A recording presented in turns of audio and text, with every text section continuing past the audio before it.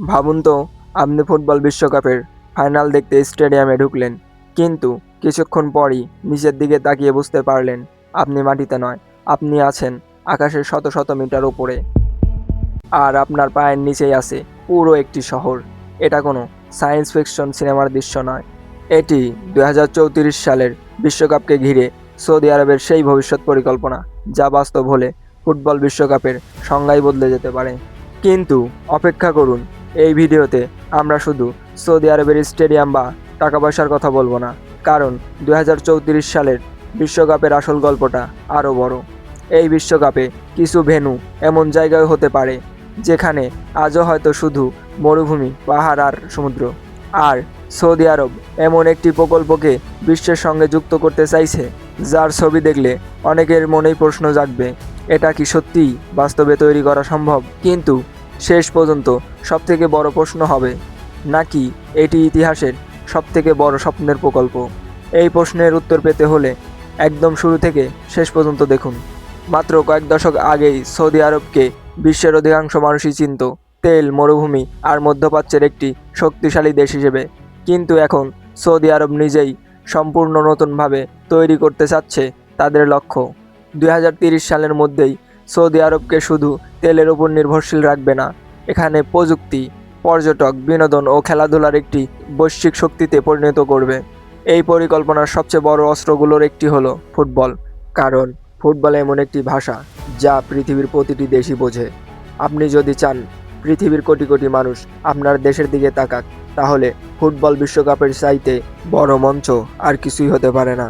আর তাই সৌদি আরব 2034 বিশ্বকাপকে শুধু একটি টুর্নামেন্ট হিসেবে দেখাচ্ছে না, তারা এটিকে দেখাচ্ছে নিজেদের ভবিষ্যৎ পরিকল্পনা দেখানোর সবচেয়ে বড় সুযোগ হিসেবে। এখন আসুন সেই জায়গায় যেখানে 2034 বিশ্বকাপের সবচেয়ে অবিশ্বাস্য ধারণাগুলোর জন্ম হয়েছে। সেই পরিকল্পনার নামই নিয়ম, সৌদি আরবের বিশাল ভবিষ্যৎ প্রকল্প।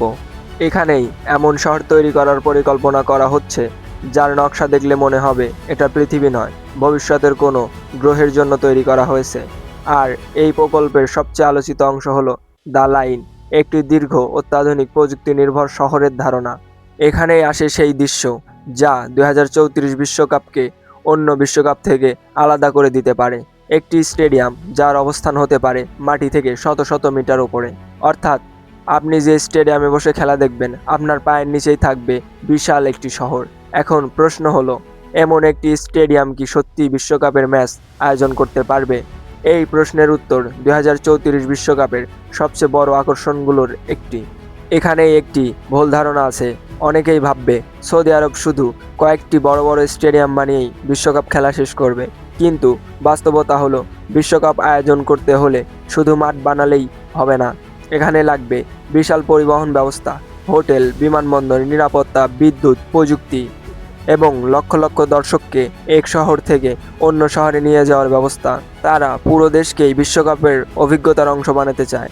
আপনি হয়তো একদিন একটি অত্যাধুনিক মেগা সিটিতে ম্যাচ দেখবেন, পরের দিন সমুদ্রের পাশে, তারপর হয়তো মরুভূমির মাঝখানে। অর্থাৎ এটি শুধু একটি বিশ্বকাপই নয়, পুরো দেশটা যেন হয়ে উঠতে পারে বিশাল এক ফুটবলের থিম পার্ক।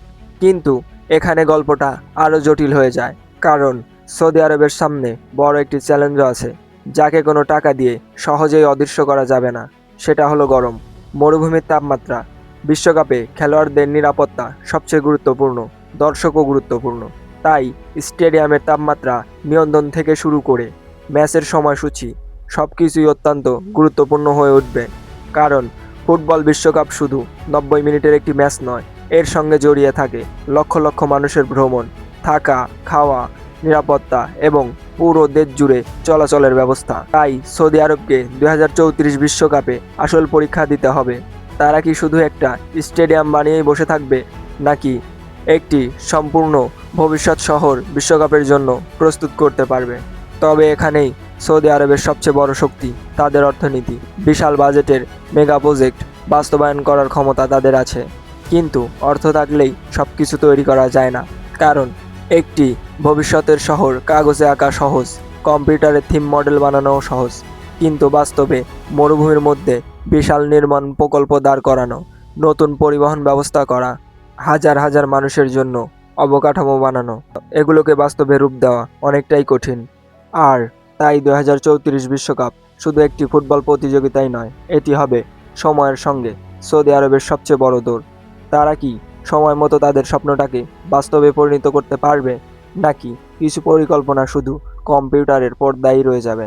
এই পুরো গল্পের সবচেয়ে বড় বিষয় এখনও বলাই হয়নি, কারণ 2034 বিশ্বকাপের আসল পরিবর্তন হয়তো স্টেডিয়ামের ভেতরে ঘটবে না, সেই পরিবর্তনটা ঘটতে পারে স্টেডিয়ামের বাহিরে। একজন দর্শক হয়তো সকালে ঘুম থেকে উঠে দেখবে তিনি একটি অত্যাধুনিক শহরে, কয়েক ঘন্টা পরই তিনি চলে গেলেন মরুভূমির একটি ফুটবল ভেন্যুতে। তারপর রাতে ভবিষ্যতের আলোয় ভরা একটি নতুন শহরে। এটি এমন একটি বিশ্বকাপ হতে পারে যেখানে দর্শক শুধু ম্যাচ দেখতেই যাবে না, বরঞ্চ পুরো একটি দেশের ভবিষ্যৎ দেখবে। আর এটাই হলো সৌদি আরবের আসল লক্ষ্য। তারা শুধু বিশ্বকাপ আয়োজন করতে চায় না, তারা চায় বিশ্বকাপ শেষ হওয়ার পরেও মানুষ সৌদি আরবকে মনে রাখুক। 2022 সালে কাতার দেখিয়েছিল একটি ছোট দেশ কিভাবে বিশ্বকে নিজের পরিচয়ের অংশ বানাতে পারে। কিন্তু 2034 সালে সৌদি আরব হয়তো সম্পূর্ণ ভিন্ন একটি মডেল দেখাতে চলেছে। এখানে থাকবে অর্থনীতি, প্রযুক্তি, ভবিষ্যতের শহর, মরুভূমি, আকাশচুম্বী স্থাপনা এবং পৃথিবীর সবচেয়ে জনপ্রিয় খেলা ফুটবল। কিন্তু ইতিহাসের শেষ পর্যন্ত একটা প্রশ্ন থাকবে, সৌদি আরব কি সত্যি ফুটবলের ভবিষ্যৎ তৈরি করবে, নাকি বিশ্বকাপ শেষ হওয়ার পরই মানুষ বলবে স্বপ্নটা ছিল বিশাল কিন্তু বাস্তবতা ছিল আরও কঠিন? তবে একটি বিষয় নিশ্চিত, 2034 সালের যখন বিশ্বের কোটি কোটি মানুষ সৌদি আরবের দিকে তাকাবে, তখন তারা শুধু একটি ফুটবল মাঠই দেখবে না, তারা দেখবে একটি মরুভূমির দেশ কতটা দ্রুত ভবিষ্যতের দিকে এগিয়ে যাচ্ছে। এখন আপনার কাছে একটা প্রশ্ন, আপনি কি 2034 বিশ্বকাপ এমন একটি স্টেডিয়ামে বসে দেখতে চাইবেন যেখানে আপনার পায়ের নিচে থাকবে পুরো একটি শহর? হ্যাঁ হলে কমেন্টে লিখুন, আমি দেখতে চাই এই ফুটবল ম্যাচটা। আর যদি আপনি পৃথিবীর সবচেয়ে অবিশ্বাস্য ঘটনা নিয়ে এমন ভিডিও দেখতে চান যেখানে প্রতিটি গল্পের শেষে থাকে আরও বড় প্রশ্ন, তাহলে এখনই সাবস্ক্রাইব করে আমাদের সঙ্গেই থাকুন, কারণ ভবিষ্যৎ আসছে আর তার প্রথম দৃশ্য হয়তো আপনি দেখবেন সৌদি আরবের ফুটবল মাঠেই।